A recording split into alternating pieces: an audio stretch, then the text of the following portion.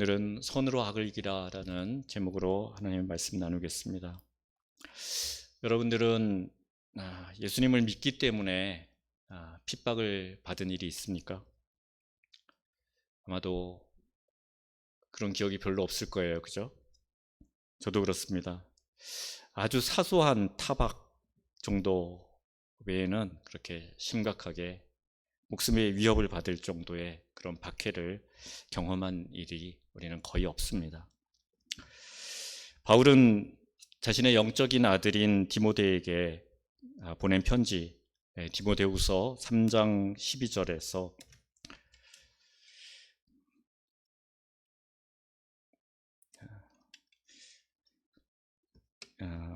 이렇게 말합니다. 무릇 그리스도 예수 안에서 경건하게 살고자 하는 자는 박해를 받으리라 라고 말합니다. 그런데 왜 우리는 평온하게 살고 있을까요? 우리가 예수님의 제자답지 않게 살고 있는 것 때문이 아닐까요? 우리의 신앙생활이 편안하다면 우리의 믿음과 우리의 삶을 다시 점검해 봐야 할 것입니다. 적당히 세상과 타협하고 사는 것이 아닌가, 그렇게 돌아봐야 될 것입니다. 사도행전 14장 22절 함께 읽어볼까요? 시작. 제자들의 마음을 굳게 하여 이 믿음에 머물러 있으라. 고나고 또 우리가 하나님의 나라에 들어가려면 많은 환난을 겪어야 할 것이라 하고, 이 말씀처럼 하나님 나라에 들어가기를 원한다면 우리는 많은 환난을 반드시 겪게 됩니다. 로이드 존스 목사님은 핍박에 대한 우리의 태도가 기독교 신앙의 실상을 가장 철저하게 테스트하는 시금석이다 라고 말했습니다. 우리 신앙을 테스트하려면 핍박에 대해서 우리가 어떤 반응을 보이는가 하는 것을 보면 된다라는 말이죠. 오늘 본문은 그것을 말해주고 있습니다. 14절 말씀 우리 함께 또 읽어보겠습니다. 너희를 박해하는 자를 축복하라. 축복하고 저주하지 말라. 이 말씀은 예수 믿는 자는 반드시 박해를 받는다는 것을 전제로 하고 있습니다. 핍박은 믿는 자가 통과해야 될 필수 과목입니다. 데살로니가후서 1장 4절은 그러므로 너희가 견디고 있는 모든 박해와 환난 중에서 너희 인내와 믿음으로 말미암아 하나님의 여러 교회에서 우리가 친히 자랑하노라. 이는 하나님의 공의로운 심판의 표요 너희로 하여금 하나님의 나라에 합당한 자로 여김을 받게 하려 함이니 그 나라를 위하여 너희가 또한 고난을 받느니라 말씀하셨습니다. 하나님 나라에 합당한 자는 박해, 환난으로 인한 고난을 반드시 받게 된다라고 역시 말씀하고 있습니다.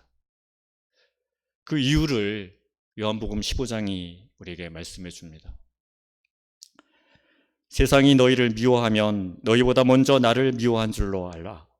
너희가 세상에 속하였으면 세상이 자기의 것을 사랑할 것이나 너희는 세상에 속한 자가 아니요 도리어 내가 너희를 세상에서 택하였기 때문에 세상이 너희를 미워하느니라.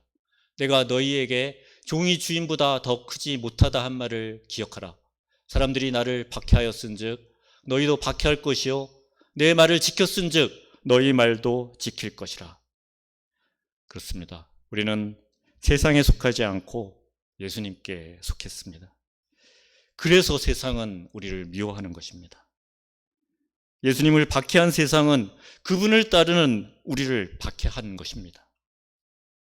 여러분, 우리가 정말 하나님 말씀대로 살려고 하면, 그리고 우리가 하나님 나라에 들어가려고 하고 또 하나님 나라에 들어가기에 합당한 자로 여김을 받으려고 한다면 우리는 핍박을 받을 수밖에 없습니다. 수긍하시죠? 그렇다면 우리 함께 외쳐봅시다. 자, 시작.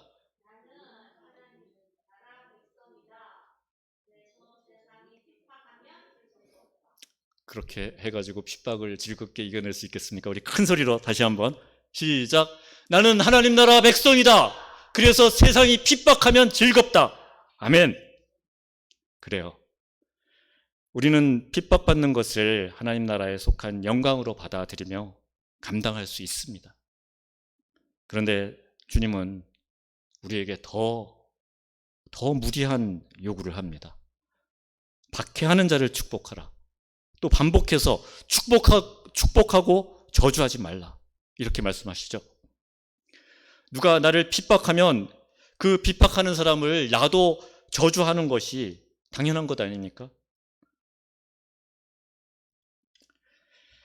그것은 우리의 본성입니다. 본성에 따른 정상적인 반응입니다. 그런데 말씀은 우리가 우리의 본성대로 하지 말라고 하는 것입니다. 본성대로 반응하는 것, 그것은 타락한 죄성에 찌들어 있는 우리 본성을 따라 사는 것밖에 되지 않으니까요.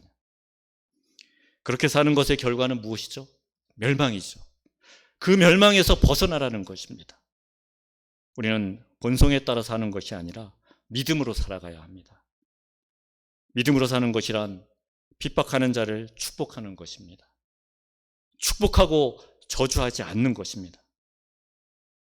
바울이 저주하지 말라라고 한 것은 우리가 저주할 것임을 알기 때문입니다. 바울은 지금 로마에 있는 성도들에게 너희에게 핍박받으면 자기도 모르게 그 상대를 저주하는 그 본성이 나오게 될 것이다. 그러나 우리 믿음은 본성에 거스르는 것이다. 저주하지 말고 저주하다가도 멈추고 축복하라. 축복하고 저주하지 말라. 이렇게 말하는 것입니다. 쉽지 않은 일이죠. 정말 힘든 일입니다. 하나님의 은혜로 저주하지 않는 것까지는 할 수 있을지 모릅니다. 나를 핍박하는 사람에 대해서 입 뻑 다물고 아무런 대꾸를 하지 않으면 되는 것이니까요. 사실 그것도 쉽지 않죠. 생각할 겨를도 없이 내 입에서 저주의 말이 순간적으로 튀어나오기 때문이죠. 그런데 어떻게 나를 핍박하는 사람에게 내가 잠잠할 수 있을까요? 그것은 내 마음속에 분노가 치러 올라올 때,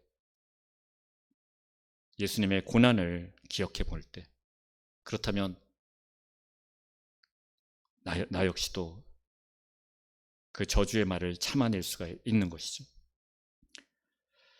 성경은 더 나아가서 축복하라고 명령합니다. 핍박하는 자를 축복하라고 합니다.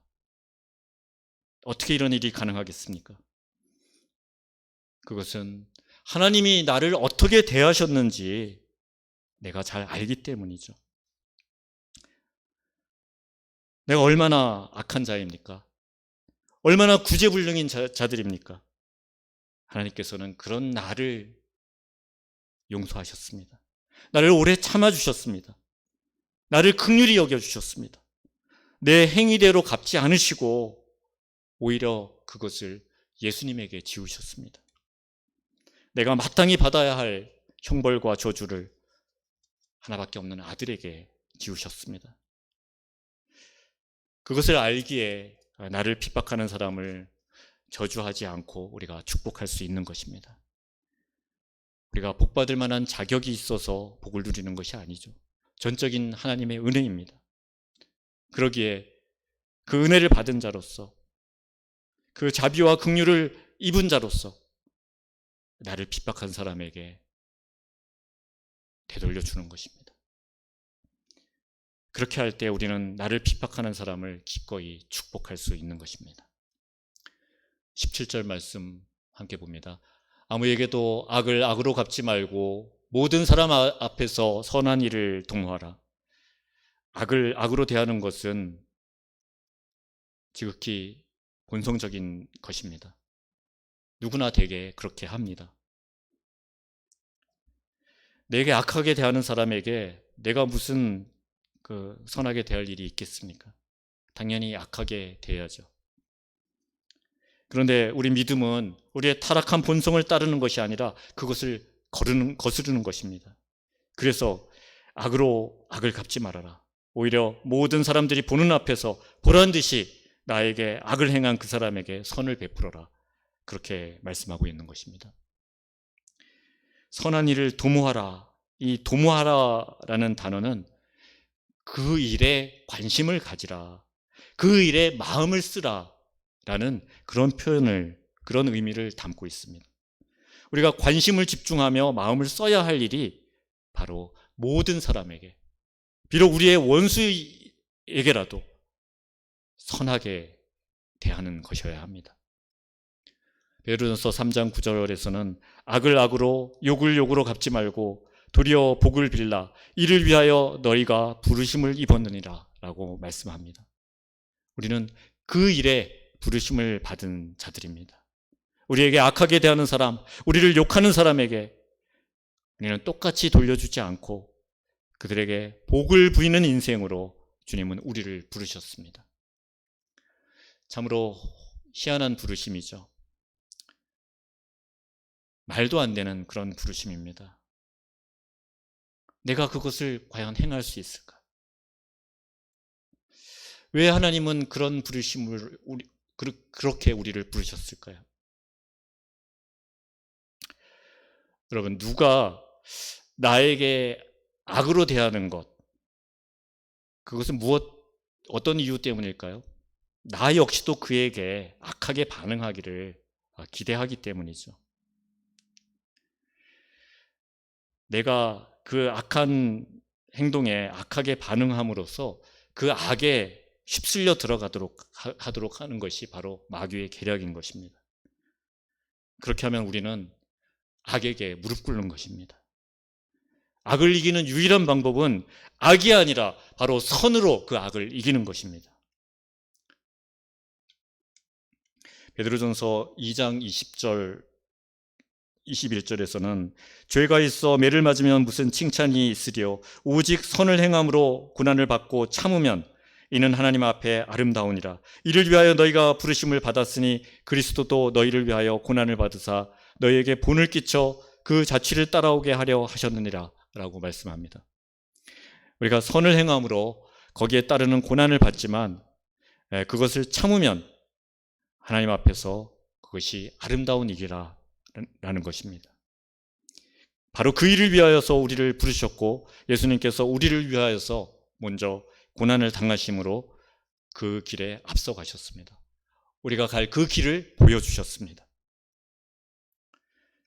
19절 말씀을 보시면 내 사랑하는 자들아 너희가 친히 원수를 갚지 말고 하나님의 진노하심에 맡기라. 기록되었으되 원수 갚는 것이 내게 있으니 내가 갚으리라고 주께서 말씀하시니라. 이렇게 말씀합니다. 우리는 당한 대로 원수를 갚고 보복하고 싶습니다. 안갚음하고 싶습니다. 그것이 우리의 본성입니다. 그런 우리의 약점을 하나님은 너무나 잘 알고 계십니다. 만약에 하나님께서 우리에게 원수를 갚을 수 있는 기회를 주신다면 여러분들 어떻게 하시겠어요? 아마도 2배, 3배로 갚아줄 것입니다. 원수가 한 것 이상으로 갚아주고 싶을 것입니다. 그러면 어떻게 될까요? 그쪽에서도 더 세게 갚으려고 하겠죠? 이렇게 서로 보복의 강도가 커지면서 그 보복의 악순환은 계속될 것입니다. 그렇다면 결국 다 죽을 수밖에 없죠. 그래서 우리는 원수 갚는 것을 내가 하는 것이 아니라 하나님께 맡겨야 하는 것입니다. 의로우신 재판장이신 하나님께 맡겨드리는 것, 그것이 가장 좋은 방법입니다. 20절에 내 원수가 줄이거든 먹이고 목마르거든 마시게 하라. 그리함으로 내가 숯불을 그 머리에 쌓아 놓으리라 라고 말씀합니다. 원수 갚는 일은 하나님께 맡기고 너희는 원수를 사랑하는데 마음과 힘을 쏟으라는 것이죠. 줄이거든 먹이고 목마르거든 마시게 하라. 그래서 숯불을 그 머리에 쌓아 놓으라고 이렇게 말합니다. 그 뜻이 무엇일까요? 어떤 이는 하나님의 진노를 쌓아 놓아서 그 이글거리는 불로 심판받게 하라는 의미라고 이렇게 해석하기도 합니다.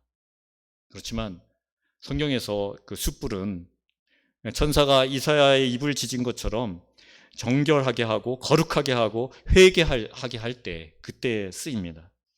그러니 심판의 불이 아니죠. 그럼 어떤 의미죠? 어렵게 생각할 것 없습니다. 쉽게 생각해 볼 수 있습니다. 숯불이 머리 위에 있다면 어떨까요? 뜨겁죠. 그러면 얼굴이 빨갛게 달아오를 것입니다.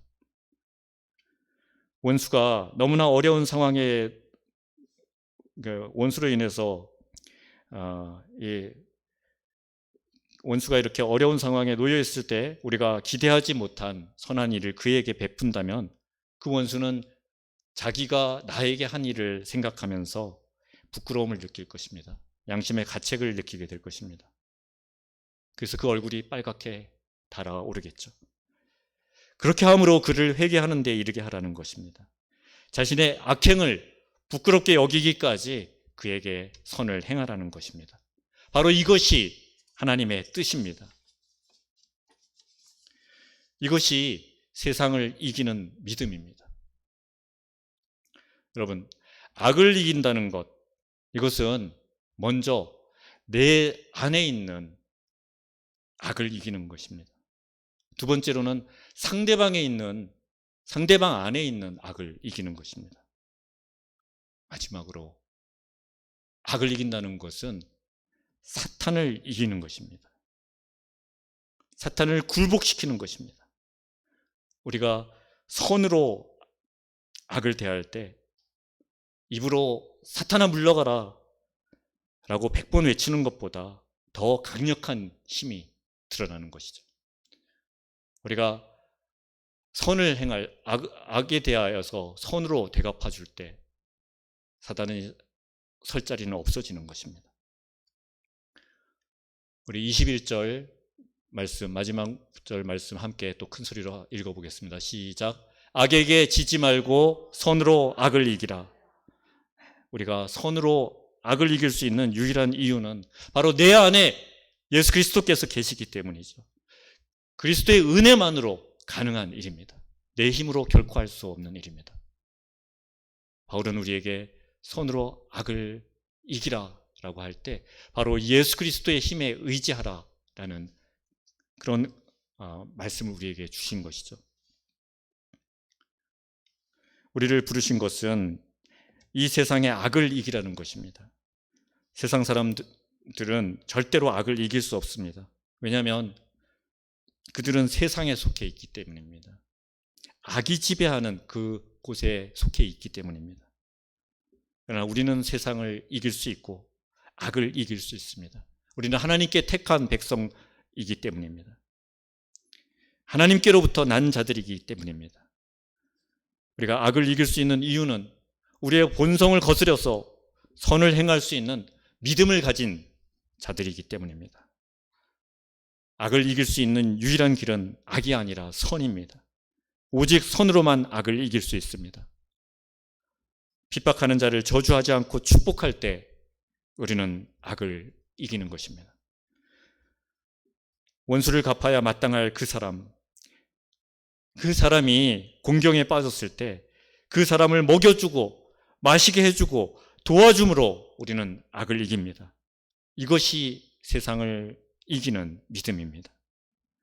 누구나 이 하나님의 말씀을 믿음으로 받으면 내 안에 있는 죄성을 이기고 원수의 안에 있는 악을 이기고 악 자체를 이길 수 있는 것입니다. 믿음으로 하나님의 뜻을 행할 수 있는 것입니다. 여러분 모두가 그 하나님의 뜻을 이루어가기를 간구하는 그런 복된 시간이 되기를 바랍니다. 기도하겠습니다. 하나님 아버지, 우리에게 혀와 입술을 주셔서 그것을 통해 말의 권세를 행할 수 있도록 하여 주심을 감사드립니다. 우리의 입으로 생명을 불러올 수도 있고 사망을 불러올 수도 있게 하셨습니다. 복을 불러올 수도 화를 불러올 수도 있게 하셨습니다. 축복하면 하나님의 복이 그를 향하여 또 만약 그가 받지 않으면 그 복이 나에게로 돌아온다는 것을 믿습니다.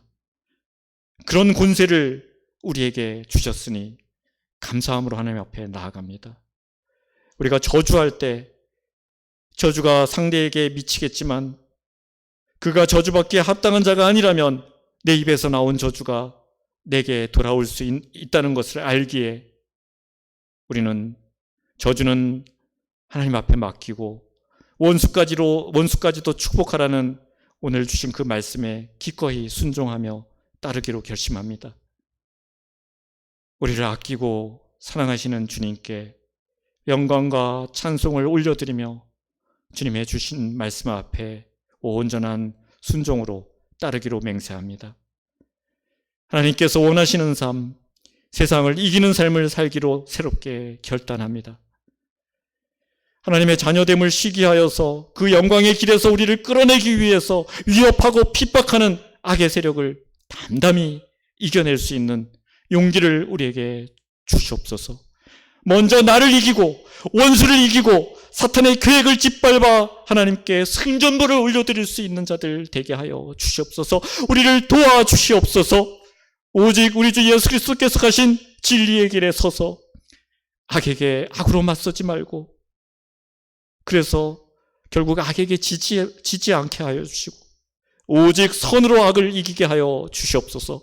세상이 감당할 수 없는 믿음의 사람으로 우리 모두를 든든히 세워 주시옵소서.